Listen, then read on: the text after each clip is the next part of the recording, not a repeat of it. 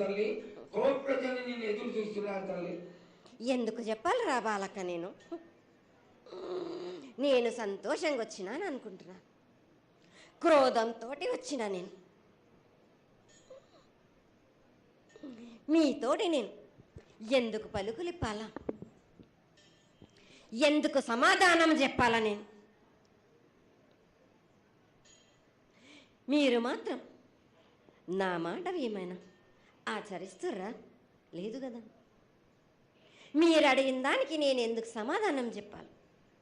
కాదు తల్లి, నువ్వు బుద్ధునికి ఎప్పుడు సలహాలు ఇవ్వడం, ఆశీర్వాదం ఇవ్వడం, ఏం తక్కువ చేస్తున్నావని తెలియజేయడమే నీ ధర్మం తల్లి.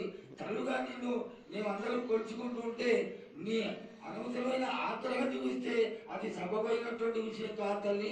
నువ్వు అనుగ్రహించే తీరాలి. మా తప్పులు చెప్పు, తప్పులు దిద్దుకుంటాం, పరిహారాలు ఏమిటో చేస్తాను తల్లి. 7 ఏళ్ళు 2 మాసాలు అయిపోయింది, 2 వర్షాలు కూడా అయిపోయింది.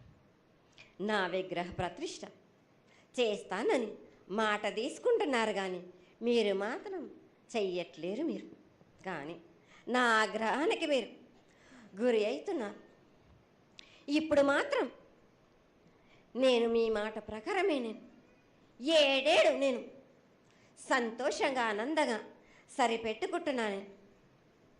నా బాల బచ్చలందరినీ నేను ఏ ఆపద వచ్చినా నేను కాపాడుతున్నా. నేను ఏ ప్రమాదాలు వచ్చినా కానీ కాపాడుతున్నా నేను.